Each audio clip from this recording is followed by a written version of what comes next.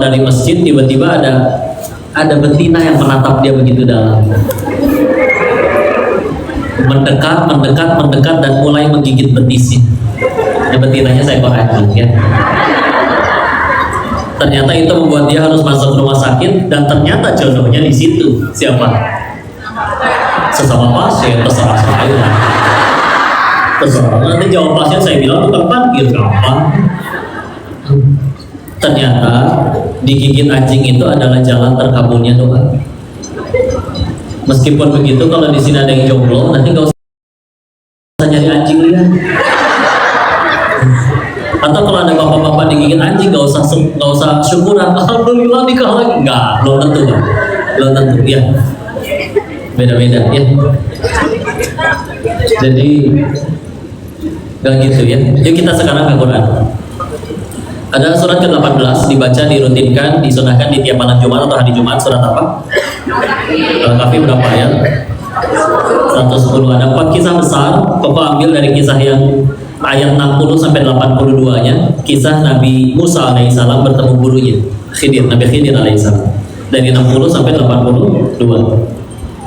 Ada 3 perbuatan Nabi Khidir yang diprotes oleh Nabi Musa. Minimal mudah-mudahan udah baca terjemahannya ya.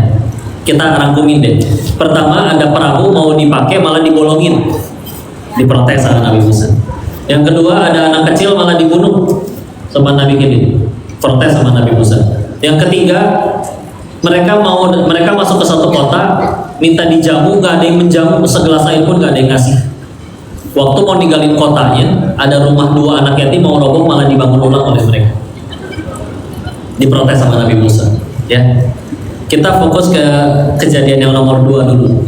Ya, di situ, kenapa engkau membunuh jiwa tanpa dosa? Di akhir perjalanan baru dijawab, ini kehendak Tuhanmu, karena Allah mengetahui anak ini akan, bahasa kitanya, meninggalkan Islam dan mengajak sekeluarga ini kali ini Islam, akan murtad Pak ya. Maka ini kehendak Tuhanmu supaya itu terjadi. Yuk kita renungkan skenario pertama. Anggap si anak hidup, tumbuh, besar, kaya, dan anggap dia punya segalanya, kaya, sukses, tampan, viral, terkenal, setiap hari bahagiain ibunya, belanjain ibunya, dan gak pernah cekcok dengan ibunya. Tapi sekeluarga murtad, ujung-ujungnya ke surga gak sekeluarga? Skenario kedua, si anak wafat belum ada dosa, masih kecil, meninggal gak ada dosa, pasti ke surga gak? Pasti. Ibunya misalkan hidup 40 tahun lebih lama setelah putranya wafat, dan tidak ada satu malam pun di mana si ibu gak nangis mikirin anaknya tahu-tahu dibunuh orang. Ya Allah, tanpa Allah kasih tahu ada skenario apa di balik itu semua. Tapi wafat dia meninggal dalam keadaan beriman, bertakwa, beramal soleh. Meninggal dalam keadaan beriman, bertakwa, beramal soleh, dalam keadaan beribadah, ujung-ujungnya ke surga juga kan? Kalau nyampe surga pasti ketemu lagi gak sama anaknya? Kalau petani aja rela panas-panasan di sawah 4 bulan demi panen yang 1 minggu, masa kita nggak kuat cuma sekedar ya kalau nyampe puluhan tahun di dunia? Ada yang nggak nyampe, tapi ganjarannya surga Allah yang abadi. Tapi tolong renungannya lihat kayak begini ya. Saking Allah pengen sekeluarga ini ke surga, Allah bahkan lebih memilih untuk mengambil jalan menyuruh salah seorang nabinya untuk bunuh anak kecil tanpa dosa. Yang penting sekeluarga ini ke surga. Jadi kalau kita mikirin, katanya Allah sayang sama kita, Allah pengen bahagiain kita. Karena cara Allah bahagiain kita tuh ada yang nyampe ke titik itu, cuy. Membiarkan sang ibu nangis yang mungkin sampai puluhan tahun, gara-gara harus dibikin ke surganya dengan cara ini. Yang repot itu adalah kalau kita masih meletakkan bahagia kita, masih dia yang aku suka, ini dia masalahnya. Makanya kayak tadi, ada yang turun jabatan sekali merasa hidupnya sial, ya. Padahal tergantung kita mau lihat bahagianya dari mana. Maka kalau sekarang ada yang hidupnya, ya Allah, kok ini masalah gak beres-beres, gak selesai-selesai, ya Allah, kalau dengan gara-gara ini aku bisa ke surga, ya Allah, bismillah ya Allah. Karena ya aslinya itu kan yang paling kita pengen. Coba disuruh pilih, semua yang kalian minta akan Allah kabul, tapi cuma satu yang tidak akan Allah berikan, tidak ada tempat untuk kalian di surganya Allah. Mau? Tukar. Semua yang kalian minta tidak akan ada satupun yang dikabul. Allah cuma janjiin satu, disediakan tempat terbaik untuk kalian kelak di surganya Allah. Mau? Itu berarti udah sepakat. Aslinya dibandingkan jodoh, dibandingkan kaya, dibandingkan gelang emas, yang paling kalian pengen ternyata adalah surganya Allah. Dan ketahuilah Allah yang akan paling berusaha, tanda kutip ya, karena segalanya mudah bagi Allah. Kita ganti bahasanya, Allah lah yang akan paling melakukan berbagai macam cara apapun agar kalian nyampe sana ke surganya Allah. Meskipun kadang caranya kok gak masuk akal, kok yang gini-gini aman. Tapi sama tergantung sudut pandang sih. Kita ngelihatnya itu bunyi apa sih? Hati-hati itu yang duduk di bawah lampu. Tenang ya. Ketimpa tapi lagi ngaji, kesel hatinya, tenang aja. Iya, cepat atau lambat kita pasti pulang ya. Pulang ke Allah, hadapan Allah. Tapi kan meninggal itu bukan umur, meninggal itu bukan umur berapa, panjang atau pendeknya umur, enggak, tapi husnul khotimah atau enggak, betul? Nah, husnul khotimah itu bicaranya bukan mati karena apa, tapi mati sedang apa. Beda kan? Contoh ya, kok matinya karena COVID, tapi sedang apa? Sedang sujud rakaat terakhir, amannya. Daripada misalkan, kok meninggalnya di masjid, bagus, masya Allah, tapi sedang apa? Sedang nyolong speaker, jatuh, ketimpa. Kan jadi aman. Hati-hati ya yang di bawah lampu ya. Gak usah geser, udah tenang aja. Kalau kata Allah tidak terjadi apapun, sehelai rambut pun gak akan jatuh. Ya, gak akan terjadi apapun.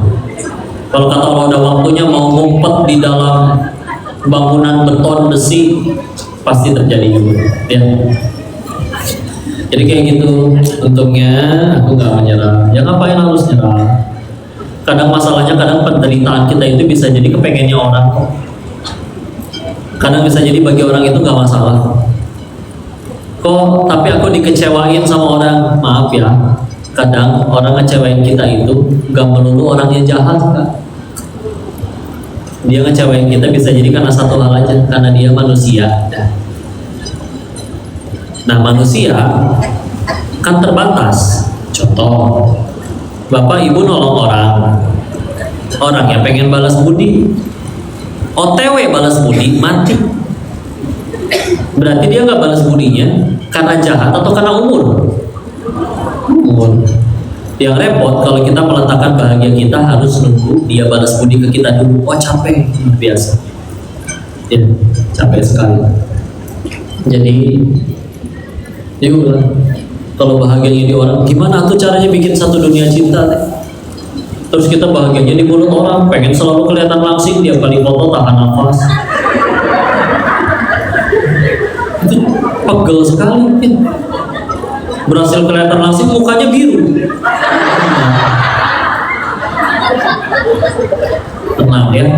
Nah, jadi udahlah, Bu, jangan takut jadi tua ya. Kenapa jangan takut? Udah jadi, nggak bisa mundur lagi ya. Tidak perlu komen. Wih si Koko nggak tahu dulu ibu pakai seragam SMA lucu tahu. Ya dulu Bu, coba ibu pengajian kayak gini pakai seragam SMA lagi. Tambah lucu pasti. Udah ya, tenang aja. Ada yang sia-sia bismillah. Nggak akan ada yang sia-siakan. Ya. Jadi ada bidzikrillahi tatma'innul qulub. Hanya dengan mengingat Allah maka hati menjadi tenang tentram. Quran surah 13 Allah ayat 28. Hanya dengan mengingat Allah hati menjadi tentram. Hati lagi nggak tentram, sederhana, pasti lagi nggak ingat Allah. Mungkin ingat utang, ingat cicilan, ingat macam-macam.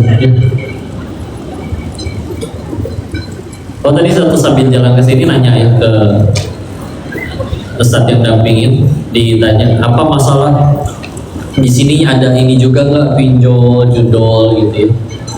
Jadi bilang ada. saya jawab sendiri sih memang akhirnya. Selagi orang itu memang nggak yakin sama Allah, ya akan bisa ada orang tergelincir kayak gitu. Makanya orang yang jadi korban, mohon maaf ya, judul pinjol itu, kenapa susah ditolongnya atau susah berhentinya? Karena masalahnya bukan di judul dan pinjolnya. Judul pinjol dari dulu ada, tapi ada yang nggak nyentuh sedikit pun. Ya. Dan masalahnya berarti di mana? Di dirinya, mentalnya. Tidak cukup yakin bahwa saya, bapak, ibu dilarang mati sebelum semua rezeki yang Allah janjiin harus jadi milik kita. Kalau belum diterima semua, nggak boleh mati, bapak, ibu, demi Allah. Kalian mau nyerah dengan kehidupan tiduran di rel kereta, keretanya lewat juga bisa nggak mati. Karena keretanya lewat di rel sebelahnya ya, jadi dia salah tiduran. Yang ada tensin itu kan malu ya. Udah tiduran terkapar di ranjang nggak bisa apa-apa karena sakit, kata Allah masih ada rezekinya, nyampe lewat infus. Ya. Tapi karena nggak yakin. Izin ya contoh ya. Kalau bicara, makanya kalau misalkan ada orang berdosa tapi dia nggak tahu ilmunya, itu masih termaafkan ya. Iya kan? Misalkan dia baru pertama kali masuk Islam, keluarganya ngasih makanan, mohon maaf, daging babi, dia nggak tahu itu babi, dan dia baru mualaf banget misalkan, belum baca bahwa ternyata babi itu dilarang misalkan, termaafkan kalau tidak tahu ilmunya. Tapi kan punten sekarang orang yang akhirnya main judi, ketika ditanya kenapa kamu bangkrut kayak gini, kenapa main judi, apa kamu nggak tahu hukumnya? Nggak mungkin, pasti tahu. Yang korupsi misalkan, ketika ditangkap KPK ditanya, bapak kenapa korupsi? Oh, nyolong duit rakyat tuh nggak boleh. Masa kayak gitu jawabnya? Nggak mungkin. Suami selingkuh, kepergok di hotel, digerebek sama anak istrinya. Terus ditanya, bapak kenapa selingkuh? Tidak mungkin dia menjawab, oh tidur sama istri tetangga tuh nggak boleh. Itu nggak mungkin, pasti tahu. Masalahnya satu kan, kurang yakin. Jujur kira, tanya ke orang yang lagi maksiat, yang korupsi, yang selingkuh, tanya kira-kira, kamu tahu nggak sih kira-kira Allah tuh ngeliatin waktu kamu lagi zina sama istri tetangga itu, Allah tahu kan? Pasti tahu. Tapi Allah tahu dia bisa gaji, bisa tetap maksiat. Giliran mau ke hotel atau tempat maksiat, tetangganya lewat bisa nggak jadi. Dia WA ke selingkuhannya, biasanya diganti namanya jadi agen asuransi misalnya. Tunggu dulu ya, ada tetangga, cancel dulu ya. Dan surganya nggak di tetangganya, bisa nggak jadi. Nah kan kadang yang lebih besar bisa jadi, yang dosa yang lebih besar adalah itu ngeremehin Allahnya, namanya ya. Jadi nggak mungkin nggak tahu. Yang jadi pembeda itu adalah nggak yakin sama Allah. Lihat kekuatan yakin ya. Ingat dulu ada ujian, salah satu ujian Nabi Ibrahim alaihissalam harus masuk ke dalam kobaran api. Tahu ya? Kira-kira beliau masuk ke dalam kobaran api itu apa karena tidak tahu api itu panas? Benar apa ya itu ya? Masuk aja deh. Nggak mungkin kan? Kira-kira beliau tahu nggak api itu panas? Tahu, nggak mungkin enggak. Tapi daripada yakin api itu panas, beliau lebih yakin tentang 3 hal. 1, kalau kata Allah saya harus mati, gak usah pakai api ini pun saya pasti mati, mudah bagi Allah. 2, kalau kata Allah saya tidak akan mati, mau api, mau meteor, mau gunung meletus, mau tsunami, mau gempa bumi, kata Allah saya nggak mati, nggak akan ada satupun yang bisa mencelakai saya. Keyakinan yang ketiga, kalau saya udah melakukan ini untuk Allah, tetap mati, pasti Allah ganti dengan sesuatu yang lebih baik untuk diri. Beliau lebih yakin tentang 3 hal itu daripada yakin api itu panas dan bisa membakar tubuh. Maka ya sudah, hasbunallah wa ni'mal wakil, ni'mal maula wa ni'man nasir. Allah jadikan api dingin untuk beliau. Jadi kuatin yakin yang kuat, bismillah, gak kepikiran pengen nyerah, akan nyampe di taraf menikmati banget. Akan nyampe di taraf menikmati, karena sadar dia sedikit pun gak akan ada yang sia-sia. Misalkan gini nih, tahu Dr. Zakir Naik kan? Kan alhamdulillah banyak yang Allah takdirkan, Allah bolak-balikan hatinya mualaf, wasilahnya melalui ceramah beliau. Misalkan ternyata beliau sudah memualafkan 999 orang, ya. Terus beliau wafat, terus nyampe di depan pintu surga, di gerbang surga ada spanduk gede digantung tulisannya, yang boleh masuk sini hanya yang sudah memualafkan 1000 orang. Maksudnya balik lagi, gimana tuh? Tapi kalaupun dalam seumur hidup beliau berdakwah tidak ada satupun yang mualaf, tapi dakwah beliau ikhlas lillahi ta'ala, murni hanya untuk Allah, tetap jadi pahala. Enakan urusan sama Allah, nggak melulu ditanya harus minimal berapa hasilnya. Enggak. 30 tahun seorang guru PAUD mengajarin alif batasa huruf hijaiyah kepada anak-anak, tidak ada satupun muridnya yang berterima kasih, tetap jadi pahala bagi guru itu selagi dakwahnya nilai kita. Nah, bisa ngomong gini ya, misalkan kalian ditanya, ya, bangun masjid yuk, oke, ini 10.000. Ternyata setelah sedekah masjidnya belum jadi, kitanya mati duluan, misalkan. Terus nanti di hari akhir kan kita dikasih buku catatan amal, ya. Kita coba ngecek, loh kok yang 10.000 itu bangun masjid gak kecatat? Ditanya, engkau pasti tahu ya Allah, hari itu tanggal segitu aku sedekah bangun masjid, kenapa di buku catatan amalku tidak tercatat? Tidak mungkin ada jawaban, ya kan masjidnya belum jadi pahalanya belum cair. Gak mungkin. Itu duit masih di kantong, hati udah niat, udah ada pahala niatnya. Apalagi kalau sampai beneran sedekah, ada pahala tindakan berkali-kali lipat pahalanya bisa. Ya begitulah sama Allah. Kita kalau ke manusia, kita datang bawa 1000 kebaikan, bisa hilang gara-gara sekali salah. Jadi ketika Nabi mengingatkan paling banyak yang ada di neraka itu adalah wanita, karena salah satunya adalah bahasa kokohnya mah ya, suka ngilang-ngilangin, ya. Suka ngilang-ngilangin. Suami ada nggak enak dikit, kamu tuh nggak pernah peduli, seolah kalian seumur hidup nikah dicambuk gitu. Enggak, ya, kalau mau jujurin. Cuman bahasa nggak pernah itu kan, ya Allah, ya. Makanya mending kalau marah teh diem, mingkem, udah jangan ngomong, jaga dia. Seperti itu hati-hati. Karena nggak ada yang sia-sia. Makanya ini namanya ngaji bulan purnama ya. Maksudnya karena kita merenungi bulan purnama. Ada yang pernah melihat bulan purnama? Bagus tidak? Cantik tidak? Pertanyaannya, ada nggak orang ngeliatin bulan purnama itu dengki berantem? Pak, Bu, kalian nggak boleh ya lihat bulan ini. Yang boleh cuma saya tahu. Ada yang kayak gitu? Nggak ada. Kalian semua ngelihat bulan barengan dongak ke atas, tetap kelihatan? Kelihatan, soalnya nggak kalangan genteng, nggak kalangan rumah, nggak kehalangan awan, lagi nggak ada awan pasti kelihatan, ya. Maka itulah gambarannya kalau kita memperbutkan sesuatu yang luas, karena semuanya pasti kebagian, nggak akan berantem. Beda kalau kita memperbutkan sesuatu yang sempit. Contoh dunia, dapetinnya harus bak-bak, begitu bonyok benjol belum tentu dapet.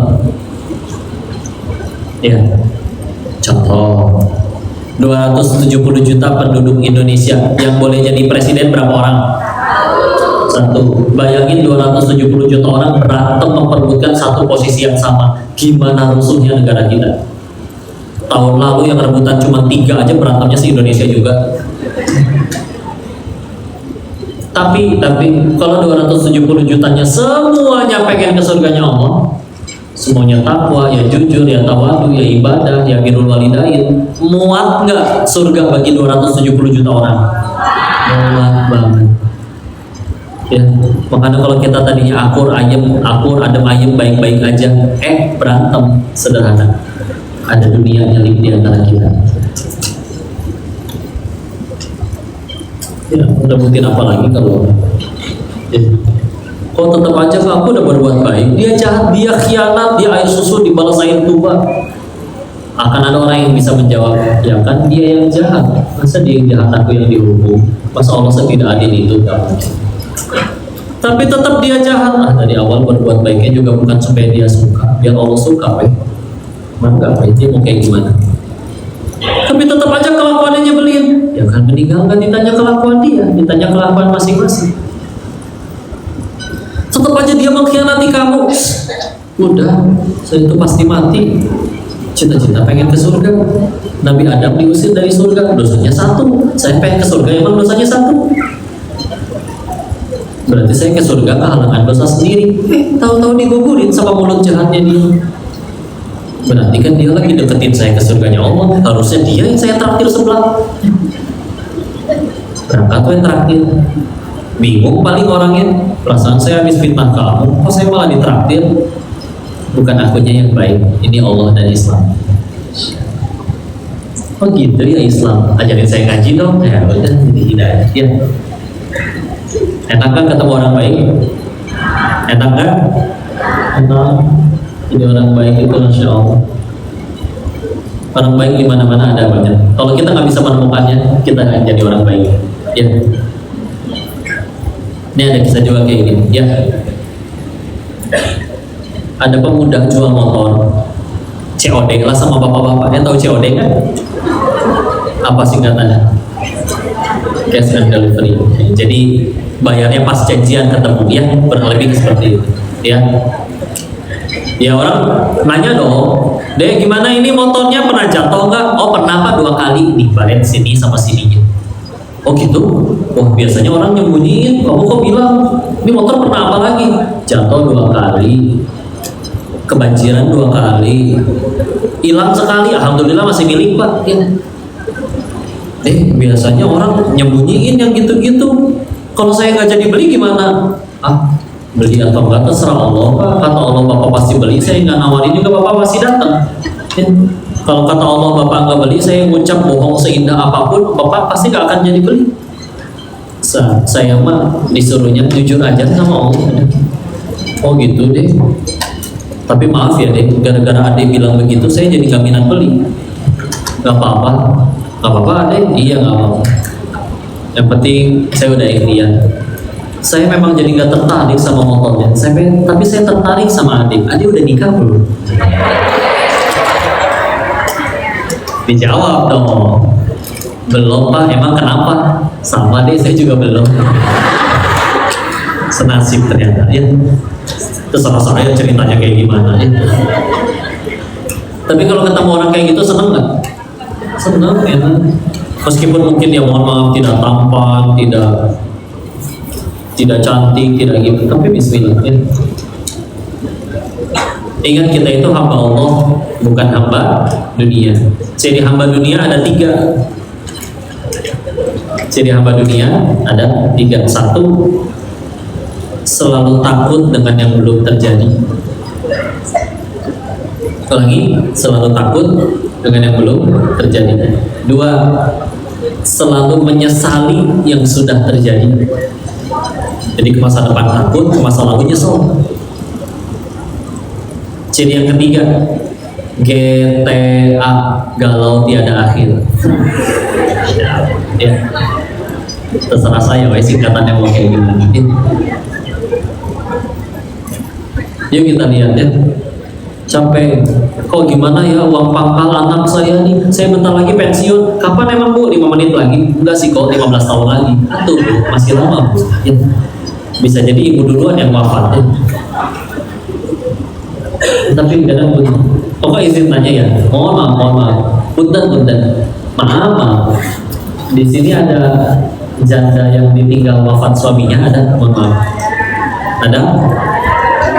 Tenang dulu ya, saya bukan pengen nafkahin, maaf. jangan langsung salah paham ya. Ya kalau ada kesulitan bisa diobrolin, tapi saya belum tentu nikahin gitu. Enggak, saya sudah menikah dan insya Allah satu saja selalu dengan Teh Yunda ya. Enggak, cuma pengen tanya. Enggak, ada nggak? Ada. Ada yang udah berapa tahun coba sok ditinggal wafat? Hah? Hah?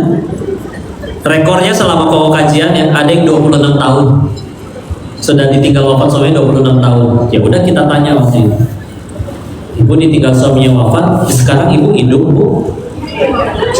Betul, nampak sih kakinya ya.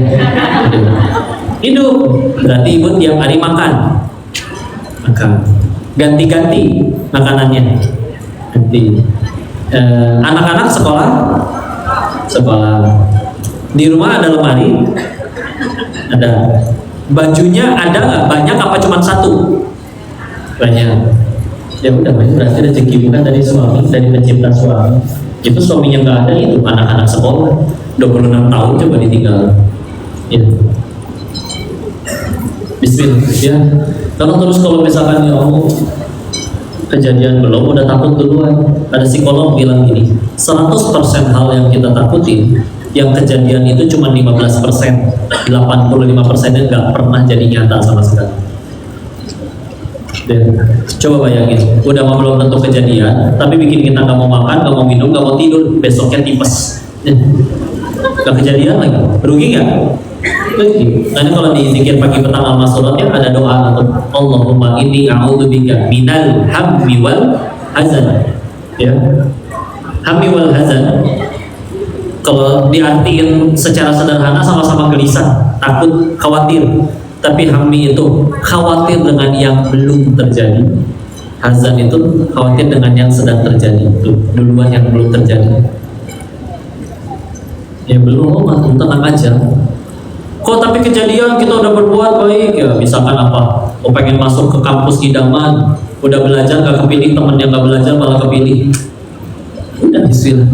Tapi tetap takdir terbaik udah bismillah. Kenal Teh Yuda? Kenal istri. Dulu cita-citanya pengen masuk kampus negeri, nggak kepilih, karena temannya yang kepilih. Padahal itu lulusan terbaik atas takdir dari Allah. Ada pekerjaan juga nawarin untuk ya mohon maaf ya, yang lembaga ribawi dengan gaji besar.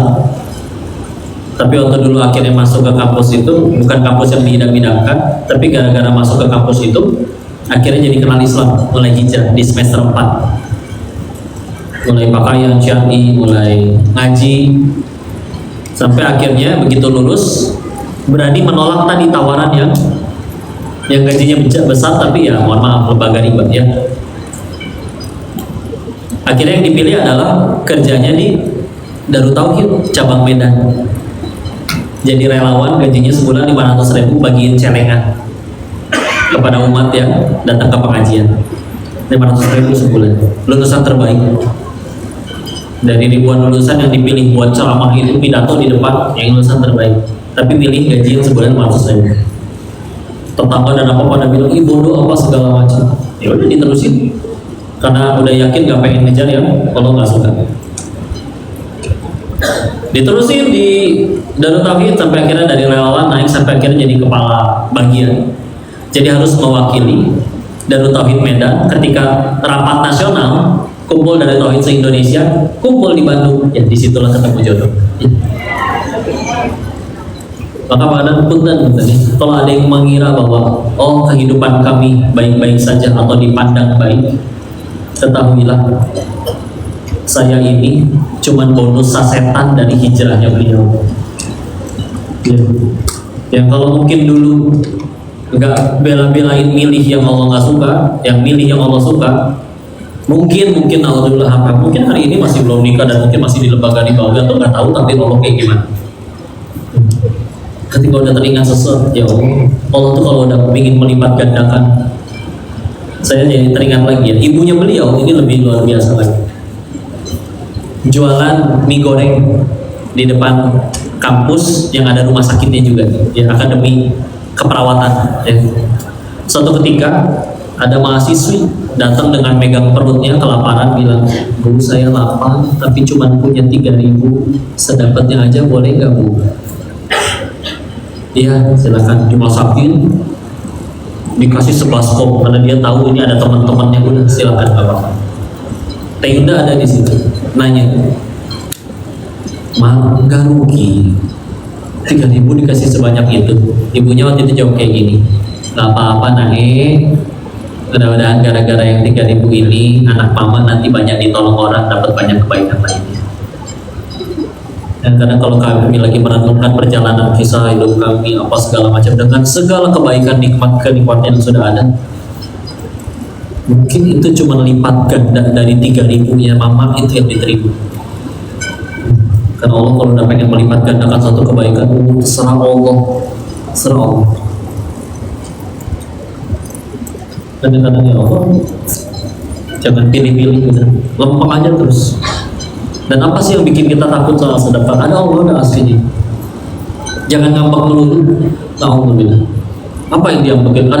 Kadang ada orang tuh ya Allah, ngambek aja kerjaannya. Bangun tidur kesel, badan saya remuk, bohong.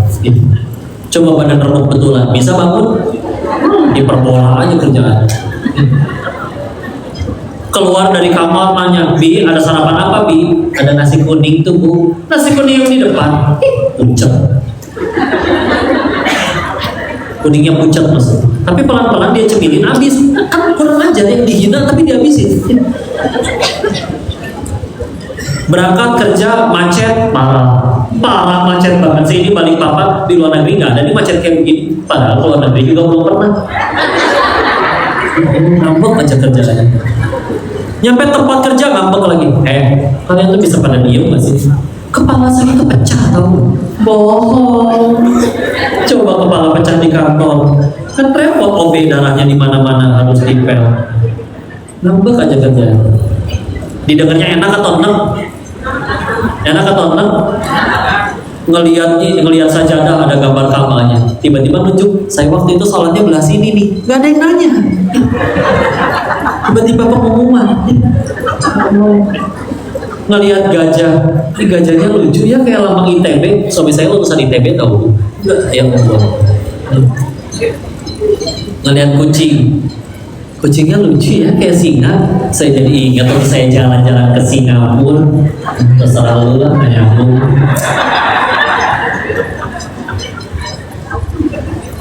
Didengarnya enak atau enggak? Sering dengar yang kayak gitu? Sering? Terdengar jelas suaranya? Ya iyalah, orang suara sendiri. Jangan ngambek aja hidup teh. Beneran. Kayak Allah teh jahat gitu. Kayak ya Allah. Kebanyakan enaknya kok hidup itu. Beneran ya sih. Kok ada kok yang seumur hidup sakit? Kok ada kok yang divonis dokter 6 bulan lagi wafat? Beneran. Orang yang kayak gitu aja kok pernah ketemu, ada yang lebih ceria mereka daripada kita. Dia bilang, pernah ketemu di rumah kanker Indonesia di Surabaya. Ada wanita, dia bilang umurnya 19 tahun, sudah botak karena kanker dan di kemoterapi. Botaknya kemoterapi itu gak cuma botak rambut ya, sampai bulu alis, bulu mata hilang semua itu ya. Dan entah kenapa saya tidak tanya, tapi tangan kanannya tidak ada. Bisa dia yang ngajak ketawa ceria. Karena dia bilang kayak gini, enakan saya boarding passnya udah keluar, tahu kapan berangkat, bisa packing siap-siap. Kok nggak tahu kapan, kalau malam ini gimana? Ya juga. Lagian sehat nggak sehat, tua nggak muda, semuanya sama-sama mati juga. Yang penting tadi usul mati. Enakan saya udah ada kisi-kisiin. Intinya mikirin di sini. Kan ya Allah maklum, seketika langsung jadi receh masalah kita ketemu mereka. Sebetulnya dia takut masa depan gimana, kayak nggak ada Allah aja gitu ya. Dan kita juga lahir juga nggak bawa itu semua. Punya bukan nggak berarti nggak boleh punya, silakan, tapi jangan berlebihan ya. Tenang aja Allah. Pahit kok kayak gitu, kasihan dia sakit. Bisa jadi gara-gara sakitnya dia lebih mudah ke surganya Allah. Bisa jadi akan ada halnya dia bersyukur. Alhamdulillah ya Allah, saya kanker. Boro-boro berangkat maksiat, tiap hari terkapar sambil zikir, maka bisa jadi surganya lebih terjamin daripada yang sehat tapi maksiat.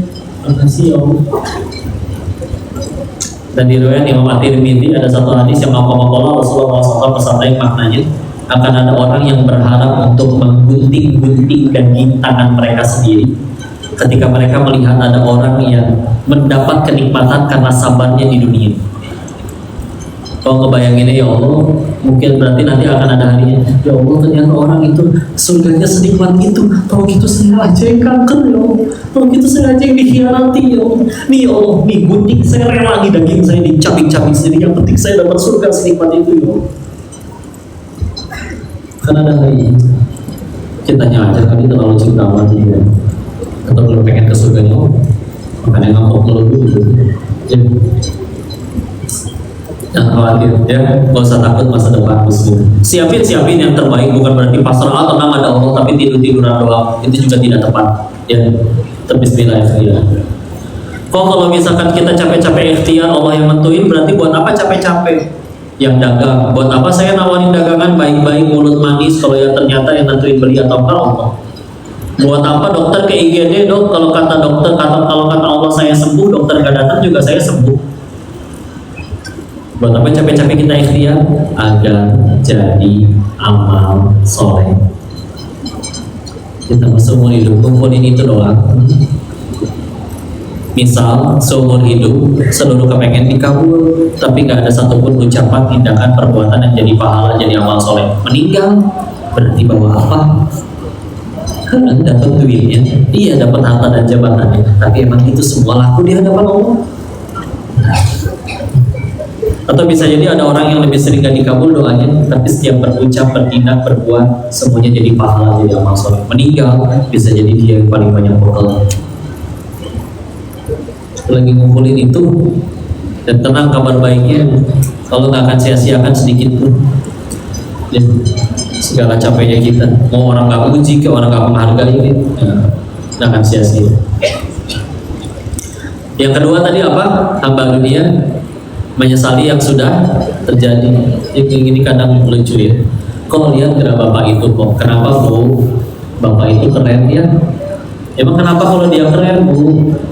Andai aja 40 tahun yang lalu ibu terima cinta dia, udahlah bu, move on. Kok tapi dia jadi suami baik banget. Ya dia jadi suami yang baik karena istrinya bukan ibu. Coba sama ibu. Bisa jadi kufur dia juga. Udah ada takdirnya bu terbaik, tenang aja. Kan ibu dulu minta yang terbaik kan, tapi ternyata dia gak jadi sama ibu. Udah berarti yang di rumah yang terbaik bu. Ya. Bukankah ibunda Asia jadi satu dari 4 wanita paling mulia di surganya Allah? Asia istrinya Firaun ya, bersanding 4 wanita solehah banyak ya, tapi 4 yang paling tinggi derajatnya Khadijah, Fatimah, Maria, Asia. Kemana ibunda Aisyah, kemana Ummu Salamah, kemana Sumayyah? Solehah semua ke surga semua.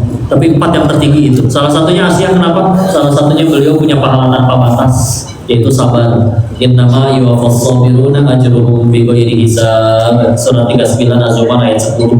Yang orang bersabarlah yang ganjaran pahalanya disempurnakan tanpa batas. Beliau sabarnya nggak cuma ngadepin suami biasa soalnya, tapi ngadepin Firaun. Makanya kalau ada istri yang berkata, "Entar dulu kok suami saya lebih parah dari Firaun." Bohong.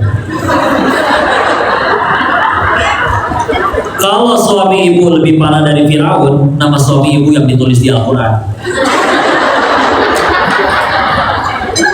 Gak ada yang lebih parah.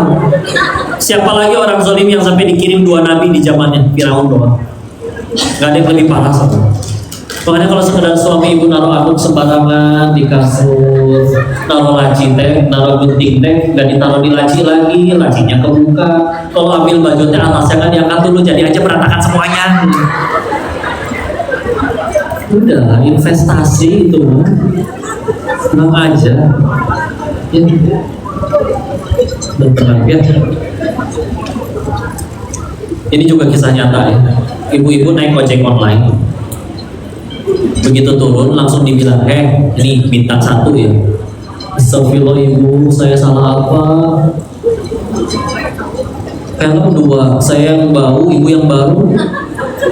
Jemput tepat waktu, jalan pelan-pelan nyampe tempat waktu. Saya salah apa ibu? Ibunya buka helm. Dulu kamu nolak cinta saya tau. Ya Allah, mantan. Udahlah bu, move on ya. Capek tau. Nanti kan akhirnya jadi GTA, capek hidupnya. Karena dia ke masa depan takut, stres, ke masa lalu nyesel, lebih stres lagi. Padahal dia hidup di hari ini. Jadi di hari ini tuh gak produktif, pada suwe ngambek dulu. Tau pada suwe? Ya sudah suram. Di saat yang lain produktif, semangat dia. Andai aja dulu. Aduh gimana nih dolar naik? Udah, yang kayak sering transaksi dolar aja, biasa jajan sebelah doang gitu. Kayak iya.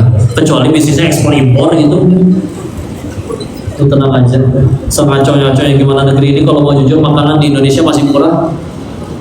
Yang mahal gaya hidup doang. Kalian bilang bensin mahal, silakan pergi ke luar negeri manapun, saya nggak nemu bensin yang lebih murah daripada di Indonesia. Ya, segitu tadi oplos. Ups. Oh habis tuh, udah ya, Assalamualaikum. Ya ini dia yang disampaikan, mudah-mudahan jadi manfaat. Waktu juga yang akhirnya membatasi, kita kembalikan kepada MC kita. Wabillahi taufiq wal hidayah. Assalamualaikum warahmatullahi wabarakatuh.